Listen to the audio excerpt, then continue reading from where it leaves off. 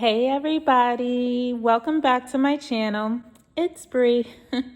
Thank you so much for tuning in to another one of my recaps. And y'all, as always, I'm here to discuss Ready to Love Season 9, Episode 3, titled Finger Lickin' Good. All right, y'all, let's get into it. All right, y'all, just as a little warning, I'm just going to have to tell y'all this probably is going to be a long recap.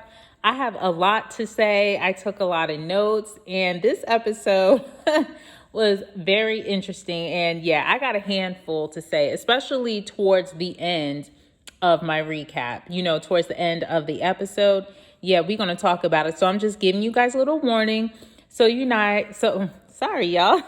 So you guys definitely grab a snack, grab, your drink of choice, and definitely relax so you can hear this recap. But I'm just letting you know, it just might be a little long. So, I just want to let you guys know that. All right. So we start this episode off with everyone arriving at the brunch that Tommy is hosting for all of the singles that were at both mixers. So as you guys know, he said within the last 2 episodes where he divided the group into one mixer and then the other group into a second. And then he said everybody will all come together for his brunch and meet the other singles.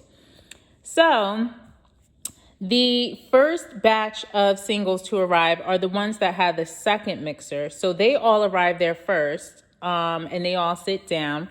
And so we see Chaz talking to Laylan, telling her that, she's his type and, he's like attracted to her and things like that. And so y'all remember when I said in episode 2, I feel like Chaz might be a little player and that he's probably going to get caught up with talking to too many women at the same time. It's like he's trying to tell each woman that he's talking to what they want to hear. And I just knew it. I picked it up. I was like, I don't know about this one. I feel like he could be low-key a player because it's like, first you was feeling Vanessa talking about like, oh, she's my type, this and that. This week you telling Laylan the same thing. Then you were telling Rashina, I believe, that you was feeling her. So it's like, I feel he's going to get caught up talking to too many women at the same time. Now, granted, I know it's a dating show. I know everybody's, getting to know each other. But my thing is this, when you start doing that, and we've seen it too many times on this show, when you start doing that, you can't keep up with what you say to a certain woman. The women are going to talk. And it's just going to be some drama. So we're going to see how this goes. But yeah, Chaz, I'm on to you. But anyway, but it's all good. It's all love. I'm just recapping. So anyway, Tommy walks out and he lets the singles know like, hey, I have the other batch of singles here and I'm about to introduce y'all. So the first batch of singles that was in episode 1, they all walk out and they all greet each other. They're like all talking like, hey, nice to meet you, giving each other hugs and things like that. So, they're all eyeing each other to see, okay, like who are these new singles? And also too, Tommy lets them know that one of the guys, he decided to back out of it. So, that's unfortunate. So he lets everybody know that for this week, it's going to be a woman's elimination round. So basically the men have the power. So they're going to choose this week who they're going to eliminate from the group. So Tommy leaves so that they can all start mingling. And so we see Mika. She says to Dominic that, So we see Mika, and I think she's in her confessional. And she says that Lord, y'all, forgive me. Mika says that Dominique is at the top of her list, but, anything can happen. And she's looking forward to talking to new men, at this brunch. So next we see Maya talking to William and he lets her know that he's adopted and he has 3 sons. And so she says that she appreciates him opening up to her. And it was just refreshing, to talk to somebody who wasn't afraid to, tell somebody that, let them know, because that is very personal. So in a new scene, we see Vanessa and Will talking at the bar. And he says, that she was looking good. And she's even said that, you're handsome as well. And so y'all remember Will. He's the one that's really funny. He was the one in episode 1. So yeah. So I kind of didn't think that Vanessa would be kind of feeling him. Because, he's really like jokey all the time. And so I didn't know if she would take well to that if somebody always joking. But she seemed to really be feeling him. So that's cool. So next, we see Jonathan sitting down talking to April and Mika. And April asked him, has he dated anyone since his son's mom? And he replies, no. And so she says, do you think that you're going to be upset? I'm sorry. She says, do you think that she's going to be upset, or would she encourage you to find love? And he says, I don't think she would encourage me. So Mika's just taking all this in. She's listening to all of his answers, right? So Mika says, well, does she still want to be with you? And he says, well, I do get those vibes, but I can't really say. So then Mika says, have you been the block since y'all broke up? Basically, y'all know what she's trying to say, like, have y'all been intimate? And so he did confess. He said, at the beginning of our breakup, we kind of still were. But I think recently, they haven't done that probably in a while. So, I mean, at least he told the truth. At least he was honest. And I will say this. I felt like April mostly April, because Mika was just sitting back listening. She did only ask him that question from what we saw. I feel like April... granted, it's cool to ask somebody questions. That's how you get to know somebody. I'm like that. I like to ask questions because I really want to get to know you. But the way she was doing it, like the way she was coming off, it was as if you're sitting in an interview. No one wants to be bombarded with question after question after question. It's like as soon as you answer, here comes another question. Instead of you just expounding on that person's statement. For instance, if he's like, you asked me, do you think she would encourage me to find love? And he gave the answer. And so you can be like, oh, really? I think maybe she feels, so, just to kind of keep the conversation flowing. Maybe she still feels connected to you. You guys, were married. Just expound on it more and get more information that way. Not keep throwing round after round questions. I don't know. It can be a bit annoying and, like a job interview. Nobody wants to feel like that. But anyway, let me just get off my rant. So in Jonathan's confessional, he says that Mika is beautiful, but once they started talking to each other, he felt that she was more concerned about his kid and his past relationship. And at that point, he was just ready to end that conversation. So next, we see Dominique and Laylan talking. And so he's asking questions to her about like marriage and kids. And she does say that she wants to be married and have kids. And she asks him, well, how many kids do you want? So he says, 2 to 10 kids.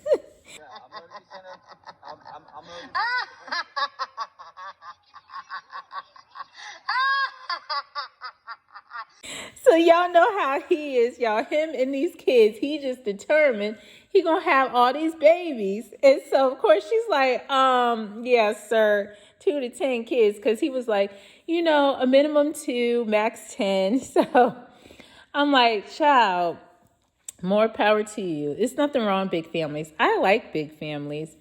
But, I guess in America, that's a lot to be taking care of these darn kids. 10 kids now. Okay. So anyway, in a new scene, we see April and Lamar at a table and they're talking. And so she asks him, does he have any children? And he says no. So then she says, have you ever been married? And he says, yes, twice. And so to me, I don't know. That was kind of like a red flag to me. But anyway. So then April says, well, how long ago, were you in that marriage? And he says it was like in 2016. I think that's when they broke up. So then she asked him, have you dated anybody since then? And he says, yes. And then April asks, well, how long were you married? And he replies, why does that matter? So at this point, y'all, Lamar kind of has like this attitude because again, April is kind of asking a lot of questions. Now, that doesn't mean you have to catch an attitude and be, kind of nasty and rude to somebody. That does not give him the right to do that. But I could see where it can be annoying because it's like question after question after question. And also, too, let him, get a chance to ask you some questions. So anyway, he says that, right? And, he definitely has an attitude. And so she says, well, I asked, that's why it matters. So he turns around and says, and who are you? So I'm like, you know what? Now that was totally uncalled for. And at this point, April was still nice. She was still being calm. But it's like you didn't have to be rude to her about it. So then he says, why are you asking how long does it matter? And of course, just being rude. And so she replies, so are you saying that you don't want to answer? And he says, let's just move forward.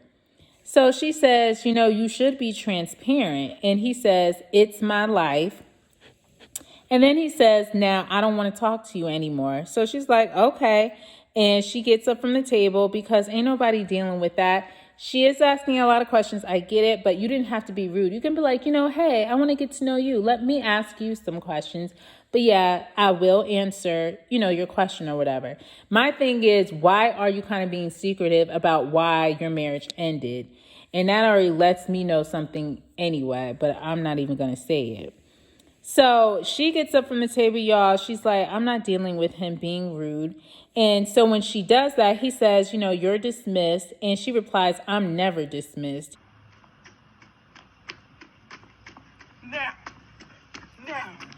Now who can't run? Now who can't run? Who can't run? Yeah.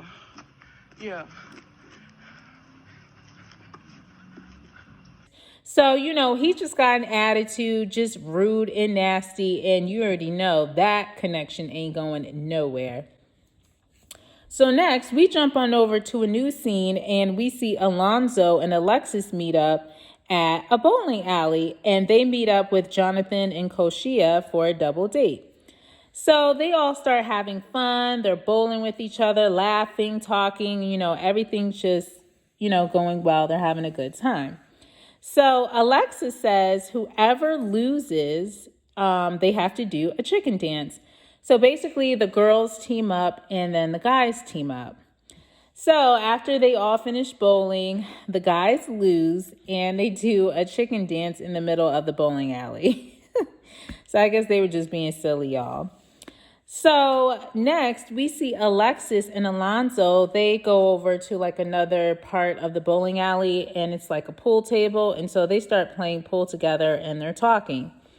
So then we jump on over to see Jonathan and Koshia talking. I think they were outside of the bowling alley talking or something like that. I can't really remember. So Jonathan's asking her questions and he asked her, what's your love language? So she says it's quality time. And he asked her, why is that? And when he says that, Koshia is just looking around trying to think of an answer. Like, she kind of was silent. She was just like, just sitting there trying to think. And so Jonathan was like, you can't really think of an answer about why your top love language is quality time. But yeah, so Jonathan says he didn't feel a connection with her at all. And I guess that was like a turn off to him. So next we see the guys, they switch. And now Alonzo is talking with Koshia. So then we see Jonathan talking to Alexis. And he says that he would love for someone to accept his child before taking the next step in like a relationship or living with a woman. That person would have to accept his child. And so as they're talking, she's telling him that quality time for her is kicking it with her man and going to brunch and having picnics in the park. And, that's just kind of the things that she considers as quality time. So as she's telling him this, Jonathan's feeling her answer. He's really liking her. And they definitely were flirting with each other. It was kind of cute. So it seems to me a lot of the women seem to like Jonathan, And I do like that he does ask, questions, in-depth questions. Now, I don't know if the producers are telling them this, but he does seem genuine in really wanting to get to know the ladies. So I think they have a good connection. So back on over to Alonzo and Koshia. So Alonzo is asking Koshia how big is she on communication, and she says that she's super big on communication, and what's important to her is comprehension. So he says for him with communication, it's all about intent and not the approach. And so as he's talking, all of a sudden he says, what if we had a pregnancy scare right now? So and I was even shocked he even said that. So as soon as he says that, she's looking at him like, yeah. And so that was like crazy, because I'm like, who just comes out of nowhere asking some weird question like that? So she responds and she's like, okay, we're not going to have that. And I'm not answering this question. So in his confessional, he says he likes to throw curveballs at people, just to get their gears turning in their mind. And he wanted to put her on the spot. And my thing is this, Alonzo, I don't particularly care for that when you test people. I think it's kind of immature in a way. You didn't have to say that to try and get her gears going. If you really wanted to know something, just flat out, just ask. Just be like, hey, I want to get your thoughts on this. I don't want, you to take it the wrong way. If you had come off like that and be like, okay, what if we were in a relationship and we had a pregnancy scare, how would you handle that situation? How do you handle tough situations? You could have said it like that, but for you to just come out and say that, it just throws people off, and you shouldn't be testing people. I don't like that. So anyway, in her confessional, she says that his joke is not her vibe. And Alonzo says in his confessional that she is hell-bent on having everything her way. And if it's not her way, there's no way. So you can already tell those two definitely no connection and no match. So next, in a news scene, we see William meet up with Vanessa and Patrice at a painting place, along with Lamar, who joins them. So they're all on a double date. So Vanessa and William, they're talking, and she lets him know that she has 2 boys. I think they're 16 and 5, I believe, or 15 and 5.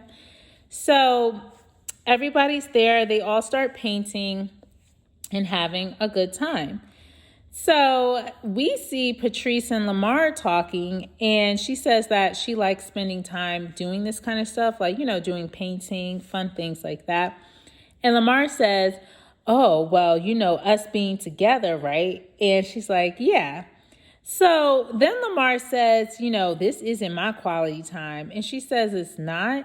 And he says, yeah, because, I might need to touch you and you can be the canvas. And I'm just like, yo, this dude, I'm going to make my prediction now, y'all. I really wholeheartedly believe that when it's the men's elimination, the women are going to eliminate Lamar. They wanted to anyway on episode 2 if it was their turn, because he's too much. He's overly sexual. It's just very off-putting, and he already got into it with April. And so a lot of the ladies don't even like him. So anyway, when he says that to Patrice, you can tell she was really uncomfortable by him saying that. But, she kind of smiled it off and, just so that she can get through the date. But that was just totally uncalled for. So Lamar asked her, what are your core values? And she says, I'm looking for a man that's after God's own heart, and he needs to seek and search something greater and bigger than him. So again, Lamar starts making inappropriate comments, just being rude. And, Patrice, she's just just trying to play it off. But she was still uncomfortable. And it's like, why are you being like this? You are 40 something years old. And it's just, especially on a first date, it's just such a bad impression. And it's like, we all know where your mind is. And nobody wants that. So anyway, we jump back on over to see Vanessa and William talking. And he asked her, what does she look for in a man? So she says she's looking for someone who's attractive and wants stability and someone who fears God. So he says that he wants someone that's kind and someone who is supportive. So as Vanessa and William are talking, Lamar comes over and interrupts them. And so he asked William, could he borrow her for a minute? So William's like, yeah, sure, it's cool. So Vanessa and Lamar start talking, and she asked him, what can I do better? Because, last time I almost got voted off. So Lamar says, well, you're reserved and not open. And so I think Lamar is telling her, you need to kind of be more open, and you just open up to the fellas and not be so reserved. And maybe, that could be something that you could do better. So out of nowhere, Lamar asked her, can you scream? And she looking at him like, no, like I'm not screaming in a place. Like, what is going on with you? And child, this Lamar guy, he's just rubbing people the wrong way. I don't know what it is. I mean, he says he speaks his mind and all that, but you need to have some type of couth about you. You can be outgoing, personable, things like that, but not be rude and saying things that make people uncomfortable. Anyway, so we switch on over to see Patrice and William talking, and she lets them know that she's been single for 2 years. And she said the reason why, her last relationship didn't work out because she felt like she was the one that always would set up their dates. She would drive 45 minutes to see her dude. And I'm like, girl, no. No, absolutely not. Absolutely not. Not me. Certainly not I. And first of all, I wouldn't have done that. Absolutely not. I'm not doing that. And my thing is this, Patrice, a man is, I can't even talk. A man is supposed to properly court you. And my thing is, you made it too easy. You going over 45 minutes to see him and he can't see you. Now, I'm not saying maybe he probably didn't, but basically you were acting like the dude in the relationship just from kind of what you were saying. And then you're always the one that have to set up dates. That tells me everything I need to know. So, no. So William says that Patrice is a winner in his book, and he feels like they're going to talk a little bit more, and the date was a success. So next, y'all, we jump on over to a new scene, and we see LaRon and Patrice go on a solo date. So they meet up at a restaurant. So LaRon asks her, what does quality time look for you? And I'm like, why do we keep hearing about this question with quality time? And this is when I'm starting to think, the producers are definitely telling y'all to ask, these women that. So Patrice replies saying that it's her top 3 love languages. And he says, he likes to have fun when it comes to quality time. What did he say? He likes to, I forgot, y'all, but basically he just likes to do fun things.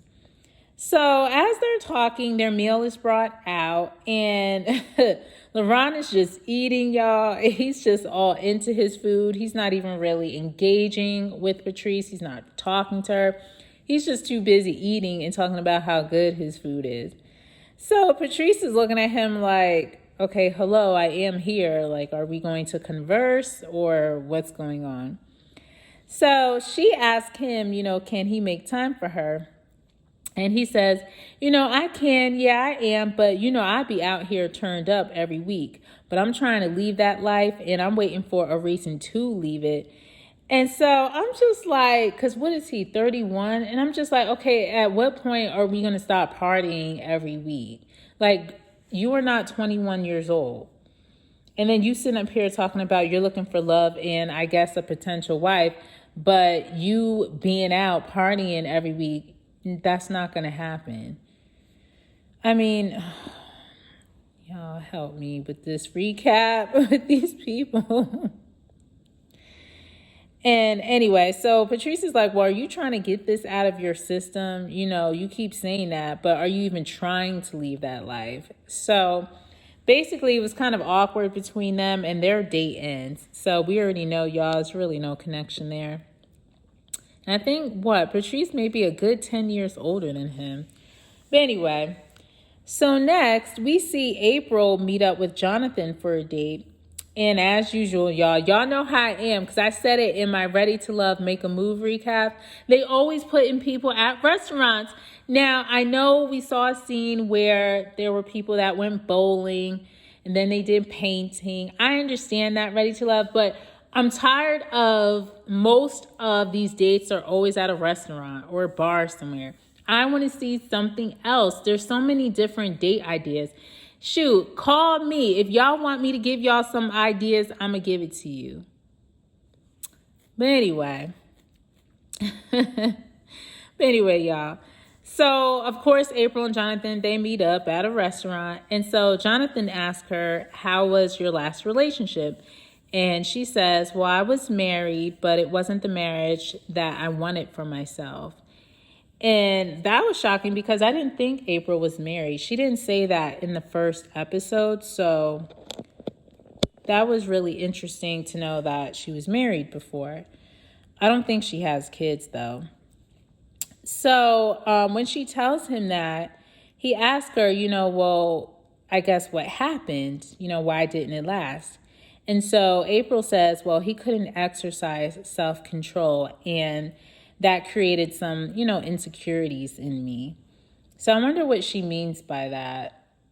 I think I have an idea, but I don't know. So she says that she became overly reactive because of the desire to be in a relationship. So he's just intrigued. He's like, oh, wow, really? So then April brings up that whole, conversation that she had with him and Mika the other day at the brunch about him saying that he gets the vibe that his ex still wants to be with him. And so while she's bringing that up, she asks Jonathan, she's like, why do you think that? Why do you get that vibe? And so he says, well, it's just certain conversations that we've had. And so in his confessional, he says that he doesn't understand why she keeps bringing up his past relationship, and it's annoying. So he lets April know that he had problems with communication in his relationship. And so, so April says, she's like, hypothetically, if we were in a relationship and we were in a heated moment, and if I feel disrespected, I'm coming out with knives and guns. Girl, April, why would you say that? I'm like, oh my gosh. He looking at her like, what? April, why would you say that? I mean, all you had to say was, if I was in a heated discussion, this is how I would handle it. You don't tell somebody you're bringing out knives and guns. Girl, y'all, Lord. Anyway, when she said that was an immediate turn off for Jonathan. And yeah, I'm trying to, you don't always say what's on your mind, especially when you're just meeting somebody new. Anyway, so next we jump on over to a new scene and we see Tommy meet up with the men at a lounge because, of course, it's the day where they have to make their decision on who they're going to eliminate. So Tommy tells them, I have one rule. Whatever happens in this lounge stays in this lounge. Because I don't know if you guys know, in past seasons of Ready to Love, sometimes the men would tell the women what's going on in the lounge and I guess who's going to be eliminated. And I think also too vice versa. Too many people were talking to each other. So that's why Tommy's letting them know, do not go back telling the women anything that we discussed in this lounge, period. So Tommy asks them, who are you connected with? And Jonathan says that he likes Alexis and he feels safe with her. Then Will says he connects with Vanessa because she's a great woman. Then Dominique says he connects with Leyland because he was intrigued by her. So William says that Maya is his strongest connection and she and Patrice are, neck and neck. So then Alonzo says Patrice is his strongest connection as well. And then Chaz says the same about Patrice. Then Lamar says Patrice is his strongest connection too, and that she brings out the best in him. So, girl, yo, Patrice, yeah, she got the guys this week. A lot of them like her. And I was shocked about Chaz. Maybe that's a scene we didn't see because I didn't even really see him talk to her. I thought it was like Rashina, but yeah, that was interesting. So then LaRon says that his strongest connection is Koshia. So then Tommy asks, who are they not feeling? And Lamar says he wasn't feeling April. And I'm like, of course, we already knew that because they got into it at the brunch. And then William and Jonathan say that, they're not really feeling April too. Next, LaRon says Patrice is not for him. And Dominique says Koshia is not a connection for him. And then Alonzo and Jonathan say that Koshia too, they weren't really feeling her. So as they say that about Koshia, LaRon says, well, I would like for her to stay. And so Will turns to him and he says, I get that you like her, but for me, there's just no connection. So Tommy lets them know that I guess they already made their decision, but us as the audience, we don't know yet, right? So Tommy says, y'all are going to have to take these ladies out and let them know that they aren't ready to love. So basically what happens in this series is like two guys take out the two women who are at the bottom of the, list for elimination. And so they'll basically take them on dates and they have to tell one of them that they're not ready to love. So that's where we get to this new scene, right? So in a new scene, we see April meet up with Lamar at a saloon bar. And it's just so interesting to me, guys, that Lamar wants to be the one to, I guess, tell April if she's ready to love or not. I mean, because at this point, we still don't know if she's leaving. But I find it hilarious how Lamar wants to be the one to tell her because he just seems like the type to be petty. And because he got into it with her, he just probably wants to throw it in her face if she was to go home. So anyway, she meets up with him at some bar and they greet each other. Then we see Koshia meet up with Alonzo at a restaurant and they greet each other as well.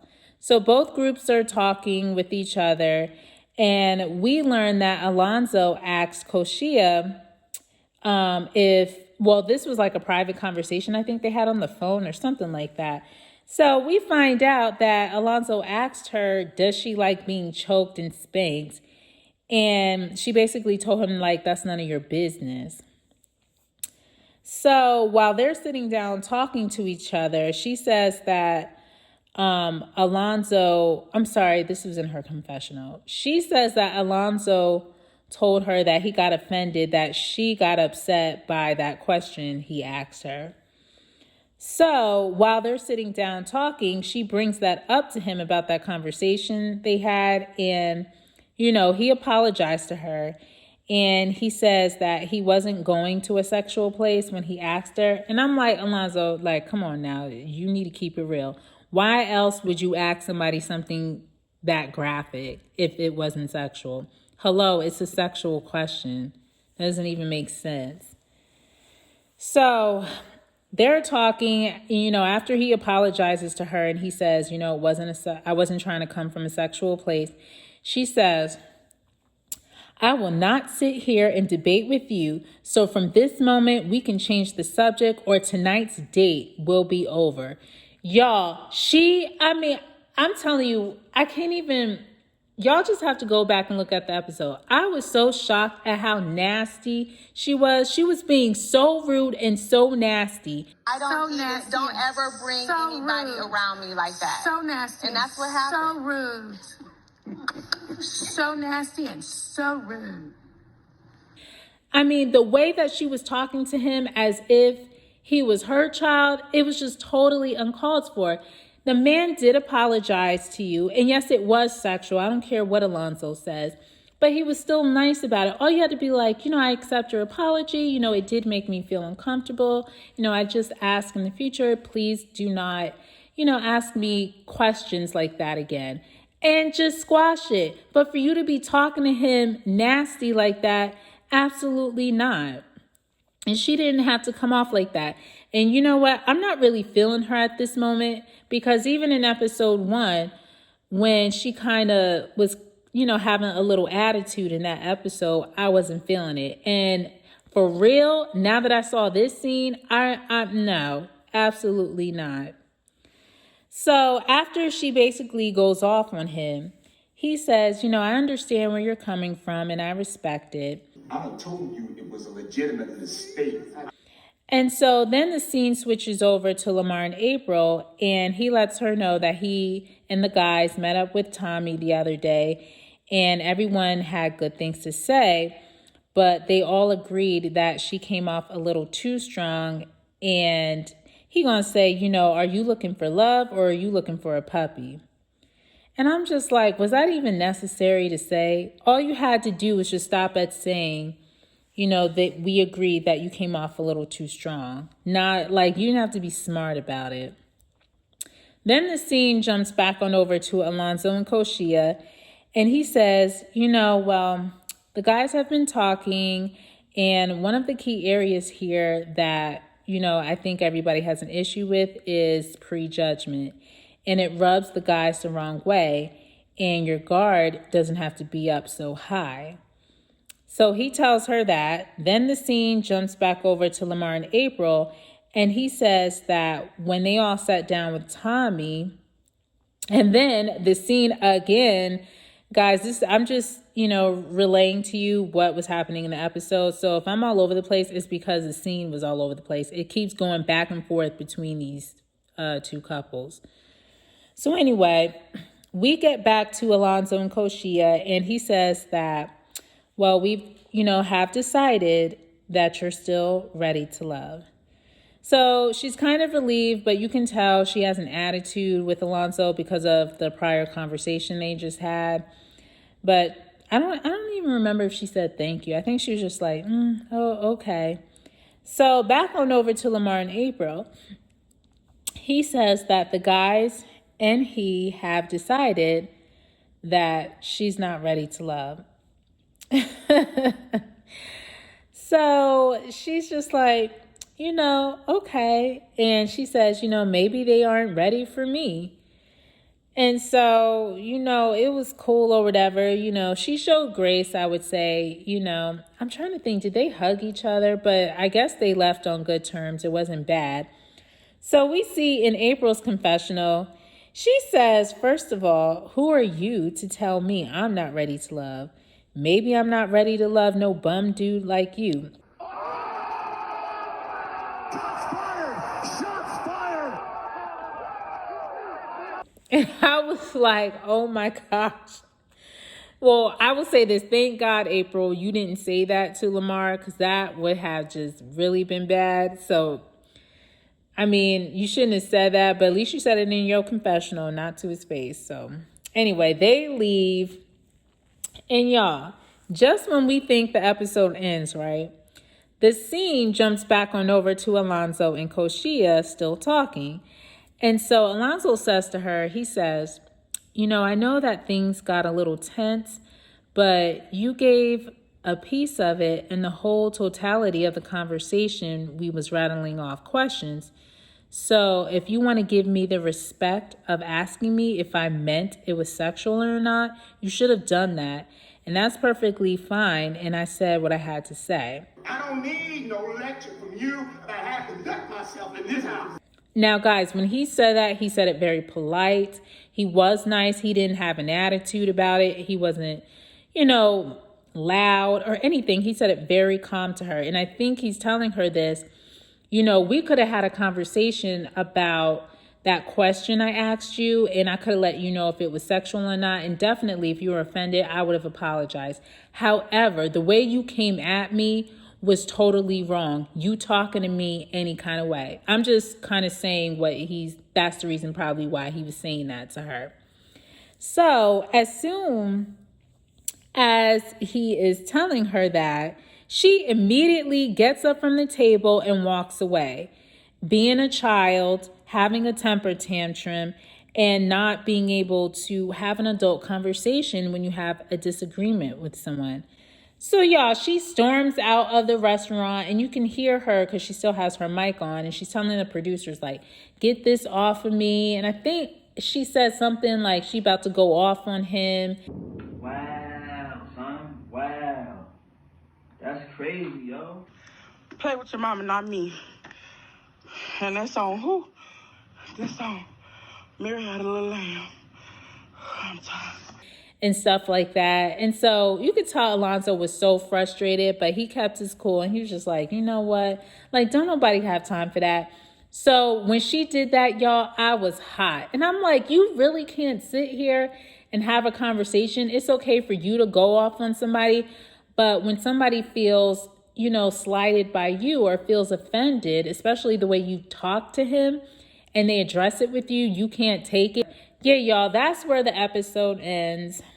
And scene. So yeah, y'all, I'm going to give this episode... y'all know how I am with my recaps.